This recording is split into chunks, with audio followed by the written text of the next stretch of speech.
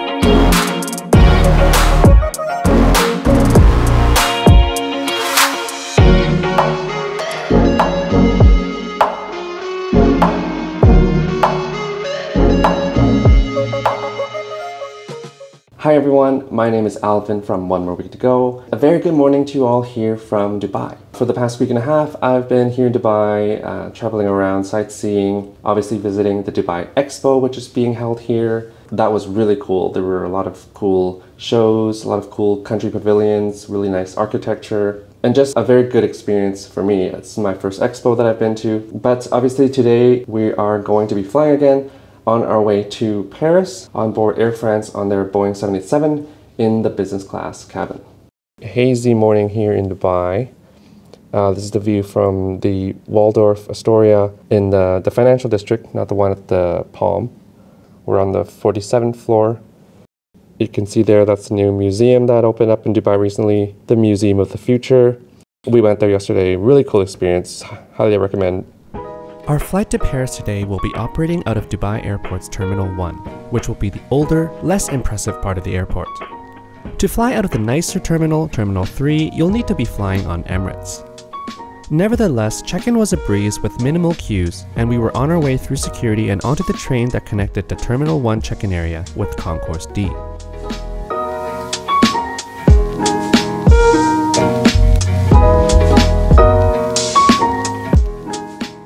Once there, we decided to go check out the Skyteam Lounge. At the time of our arrival, the lounge was pretty quiet, so we had pretty much the whole lounge to ourselves. The lounge itself was pretty spacious and offered a lot of seating, but the lounge felt stale. It lacked character and didn't offer any good views. There was a decent selection from the breakfast buffet, but nothing overly exciting.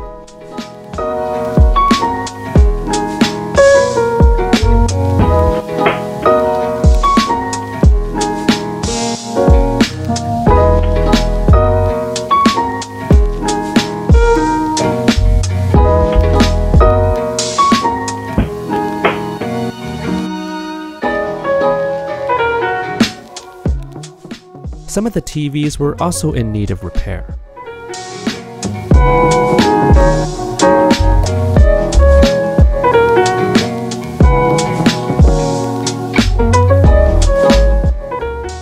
After eating a light breakfast from the lounge, we headed to our gate at the end of Concourse D.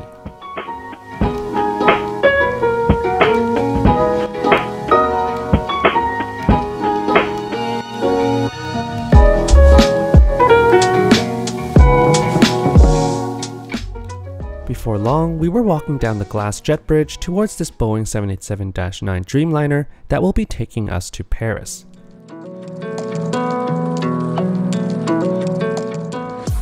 Air France 787 business class cabin features a 1-2-1 reverse herringbone layout consisting of 30 lie-flat seats.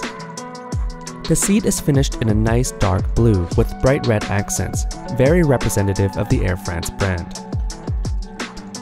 My seat for the flight was 8K, a window seat on the right side in the last row of the cabin.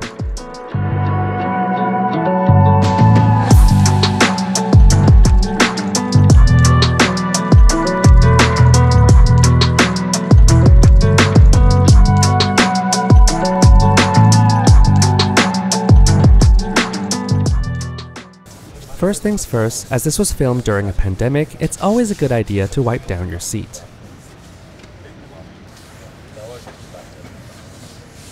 Let's begin with a seat overview. Pressing this button here will swing the TV screen out rather abruptly. The screen can be tilted up and down. We'll check out the entertainment system during the flight. Beside the screen, you'll find a retractable coat hook. At your seat, you'll find a blanket. We'll try this out later when we set up the bed. Beneath the screen is a footrest, as well as some storage space below for shoes. Over to the side is a literature pocket where you'll find a safety card and a sickness bag. Above this is the universal power outlet and a USB charging port. The menu fits nicely in the literature pocket as well.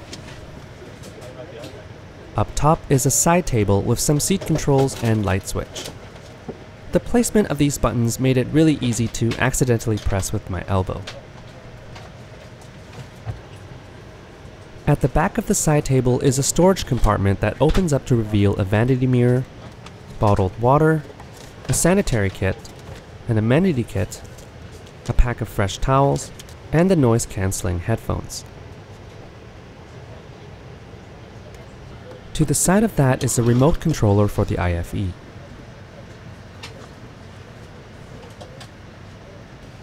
Over here you have the reading light. The tray table pops out at the press of this button and swings out like so. You can move it forwards and backwards. It's quite sturdy. You can also flip it open for more space. On the seat you'll find a light blue pillow that is quite plush. The leather headrests have foldable sides to support your head while sleeping. The armrest by the aisle can be raised after takeoff.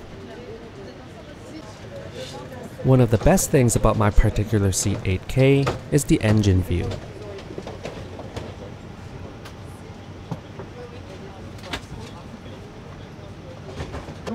Browsing through the IFE, I found the entertainment options diverse and plentiful with something for everyone. The UI was pretty easy to navigate as well, and the touch response was good.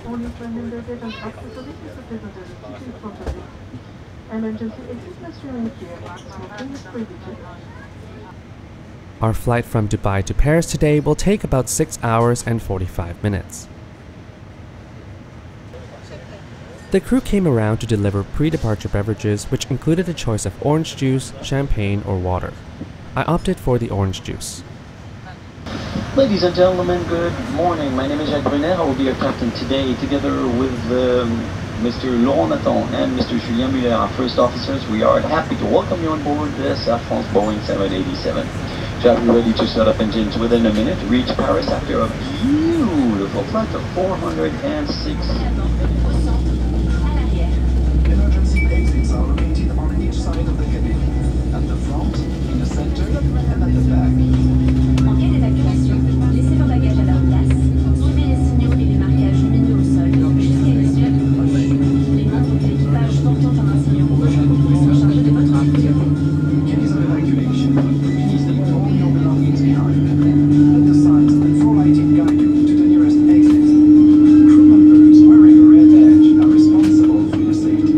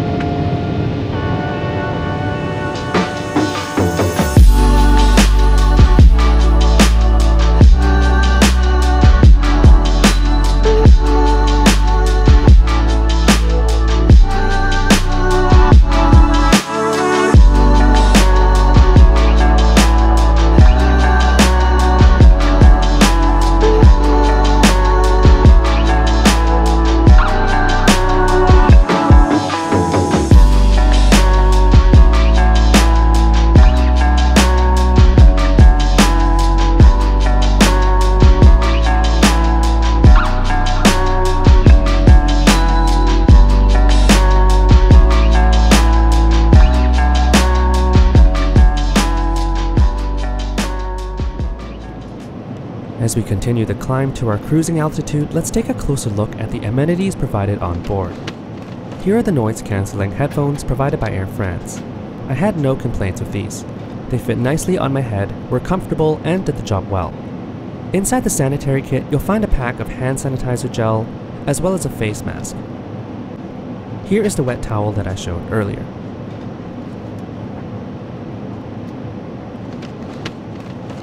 And here is the amenity kit provided by Air France.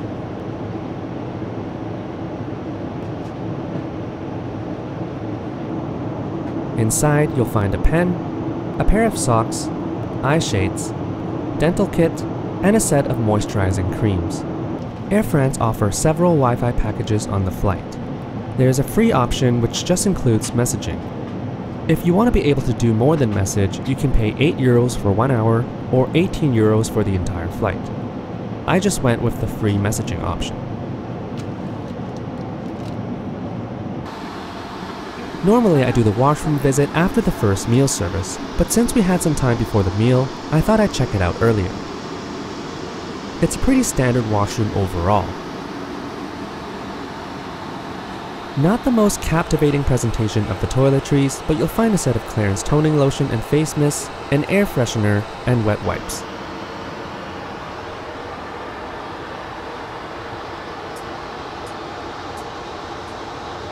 As we're about to kick off the meal service, let's have a look at the menu. As always, if you want to look at the menu in more detail, feel free to pause the video.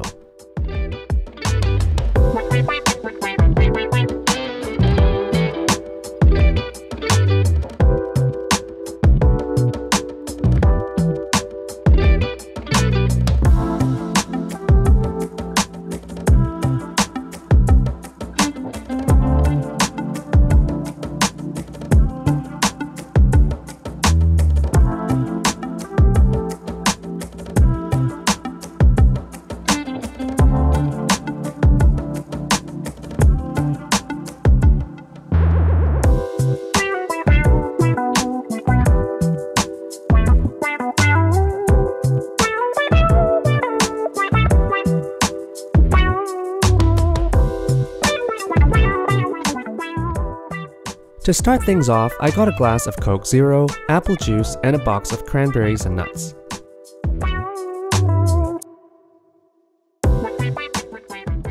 For appetizers, there was the delicious duo of duck foie gras with apricot chutney and crab tartare with chopped vegetables. This was served alongside a bowl of salad and a selection of bread. The dessert arrived on the same tray and consisted of a selection of cheese, as well as a raspberry pavlova, a chocolate banana dome, and a lemon tartlet. For my main, I was only offered a selection of the grilled tornado or risotto, as the other options were already unavailable. I chose to have the tornado, but it didn't arrive for a very long time. The crew serving my aisle had apparently forgotten about my main course, and only realized it when I mentioned it as he was trying to clear my plates. In the end, after a long time, I did end up getting my main course, which is the grilled tornado in mushroom sauce with roasted potatoes and green beans. Now, I'm not sure if it was because my meal was just sitting there for a long time, but the beef was dry and tasteless, and the potatoes weren't crispy at all. Definitely a bit disappointing after a fantastic appetizer. To cap off the meal service, I had a coffee with a small bar of dark chocolate. I didn't sleep on this daytime flight, but I set up the lie flat bed anyway to try it out. Being 5'7", the space I had in the bed mode was more than adequate. There was a lot of space to move around, and the seat offered decent privacy.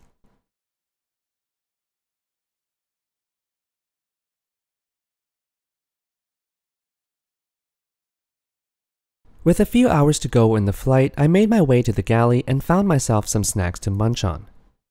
I passed the time munching on said snacks while watching a movie and frequently glancing out my window at the dreamy landscapes below.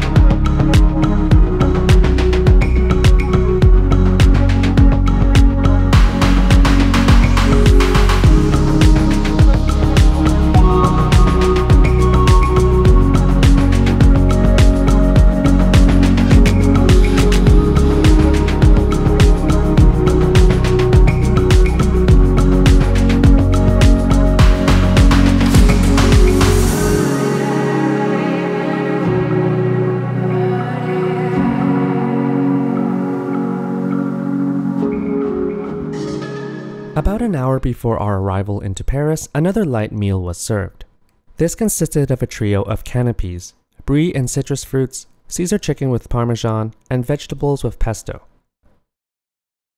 On the side was a salad and a strawberry dome for dessert. I also got an orange juice and a coffee. After the meal, we began our descent into CTG over the scenic Parisian countryside.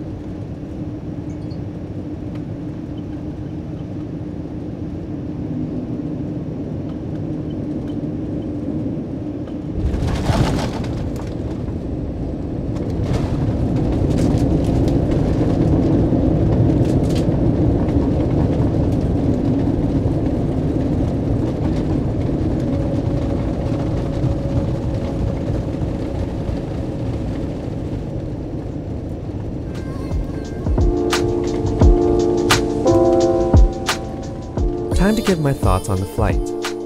The seat was good and decently spacious, but showed signs of its age. I would have liked a bit more storage space to tuck away smaller items. Also, the placement of the seat controls was not the most intuitive, as I kept accidentally pressing on them with my elbow. Not the best reverse herringbone seat I've sat in, but it did the job. Aside from the main course, the food was fantastic. Sadly, it was a bit disappointing because the main course is such a big part of the meal service.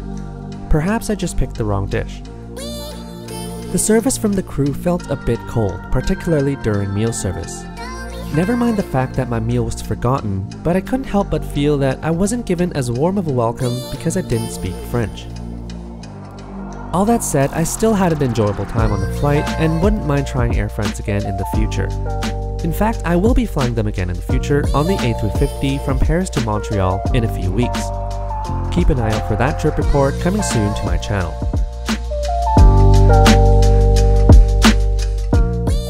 And that wraps up another One More Week to Go trip report. If you made it here, I want to thank you for your support. I hope this video was informative for you. And with that, thanks for watching, happy travels, and I'll see you in the next one.